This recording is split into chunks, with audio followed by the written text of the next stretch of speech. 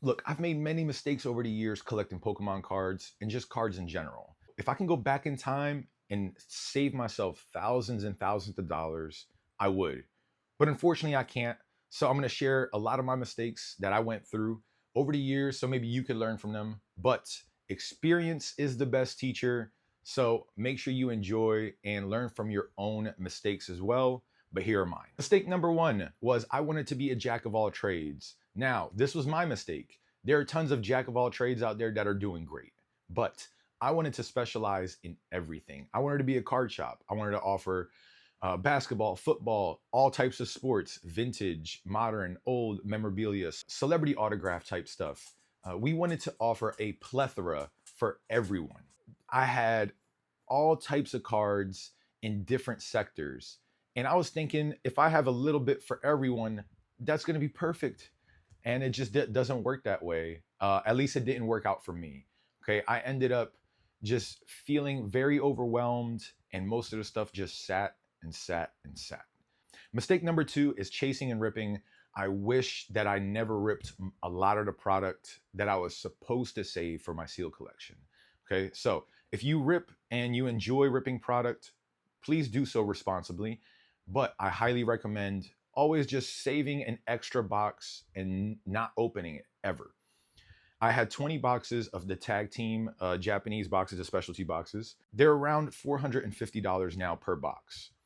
I have nothing to show for it to this day. And if I kept them sealed, I would have around $8,000 to $9,000 in value. So that's a very good lesson. It's a good teaching lesson, because if you don't experience that loss yourself, you can't truly understand what loss is. Okay, it's just like somebody else. Somebody lost somebody close to them. You could be like, "Oh, I feel for you," but you don't truly understand that experience yourself until it actually happens to you. So I hope you can refrain yourself from ripping everything and hold on to some stuff, because it'll pay off in the future. And last but not least, I want to talk about regret and show one of my biggest regrets that I will have to live with till the day I die. I know that sounds dramatic, but when you hear this, you will understand why. I know there's no point of crying over spilled milk, but sometimes if a tear comes out, it's okay, all right? The milk spillage sometimes is too rough for you to handle. If you see a tear, don't laugh. I sold a Poncho Pikachu set that I graded personally myself for $14,500. There are all sequential PSA 10 Poncho Pikachus. And I know you're saying, dude, you're complaining about making 14 grand? That's not the point, okay? They are probably going to be worth 2 to 3 times as much as that in the future. And that's a set that I will never ever see again. Probably some of the coolest and most valuable cards on this planet in the Pokemon realm. And I have nothing. We didn't end up moving. So the regret is I sold it for a purpose.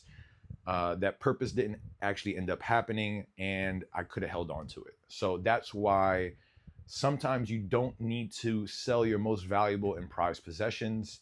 You could just try to sell off everything else before you just jump the gun and try to make a quick buck by selling your most and expensive cards, because you're going to look back at life and say, why the hell did I get rid of it? So there you go. Narrow down your focus and really hone in. Have tunnel vision. It's okay to have tunnel vision on certain things, because you can control everything within your scope. You're not losing focus everywhere else. You know what I mean? Made a lot of mistakes. I hope that you don't make as many as I did. And good morning and good night to wherever you are.